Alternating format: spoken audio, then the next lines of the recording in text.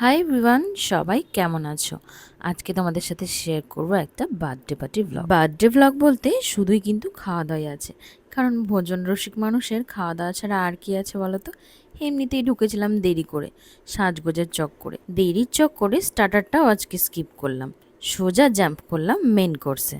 মাঝে মাঝে আমার একটু বেশিই সাজতে ইচ্ছা করা আর কি। তোমরাই বলো তো, আমার কি সত্যিই সাজাটা বেশি হয়েছিল কোনো বার্থডে উপলক্ষে? তো যাই হোক, চলো শুরু করা যাক। প্রথমেই প্লেট নিয়ে নিলাম, তার সাথে দেখো সবাইকে একটা কিউট কি রিং দিচ্ছে ডোরেমনের। তো প্লেট নিয়ে চলে গেলাম। প্রথমেই ছিল এরকম একটা কুলচা, একটাই নিলাম। আর সাথে যে চানা মশলাটা আছে সেটা দেখতে পাচ্ছ, এটা কোনো মাটনের কিমা দিয়ে তৈরি হয়েছিল।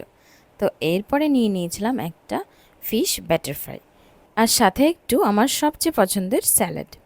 এবার চলো এগুলো আগে টেস্ট করে বলি তোমাদের কেমন খেতে ছিল। প্রথমেই কুলচাটা খেলাম, দেখো ভেতরে পনির আর অনেক রকম মশলার একটা স্টাফিং ছিল, যেটা খেতে কিন্তু বীভৎস ভালো ছিল।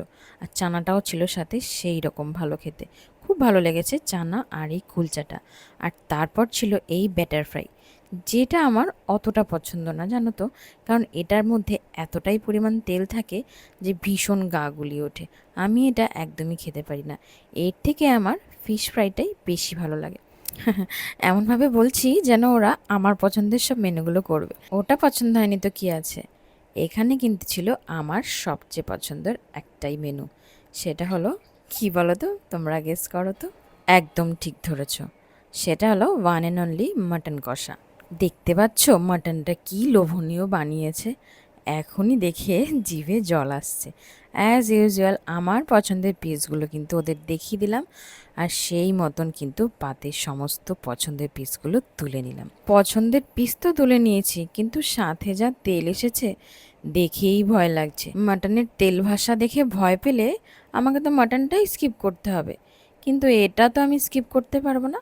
চলো চলো শুরু করা যাক, একদিন খেলে কিছু হবে না, এটাই মনকে বুঝ দিয়ে খেতে আরম্ভ করে দিলাম। প্রথমেই আমি খেলাম দই কাতলা। মাছটা ছিল ভীষণ ফ্রেশ, তাই জন্য খেতেও কিন্তু ভীষণ টেস্ট হয়েছিল। আর এরপরেই ছিল মাটন। বিয়ে বাড়িতে যত খাবারই থাক, আমার চোখ কিন্তু সবসময় এই মাটনের দিকেই থাকে। তো এখানে মেনু ছিল সিম্পল, তাই মাটনটা কিন্তু মন ভরে খেতে পেরেছি।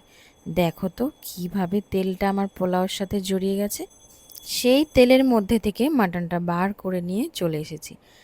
একদম সফট হয়েছিল, আর দেখেই তোমরা নিশ্চয়ই বুঝতে পারছো ভীষণ টেস্টি হয়েছিল খেতে, যেন এখনও জিভে জল আসছে। মাটন দিয়ে খাওয়া শেষ করে নিয়ে নিলাম চাটনি, পাঁপড়, মিষ্টি, সন্দেশ। এগুলো আমি খেতে খেতে মাম নিয়ে চলে এসেছে আইসক্রিম, আর গল্প করছে বার্থডে গার্লের সাথে। এই যে দেখো, তোমাদেরকেও একবার বার্থডে গার্ল দেখিয়ে দিলাম। তো খাওয়া দাওয়ার পর্ব এখানেই শেষ। এবার শেষ পাতে ছিল আইসক্রিম আর পান, সেগুলো খেতে খেতে চলো বাড়ি। মাম দেখো কত খুশি হয়েছে, কেন জানো? এই প্রজাপতির পাখাটা পেয়ে।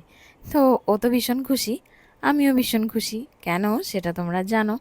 তো চলো আজকের মতন বাই, দেখা হচ্ছে আরও এরকম নতুন কোনো ব্লগ নিয়ে। ততক্ষণের জন্য টাটা, সবাই ভালো থেকো।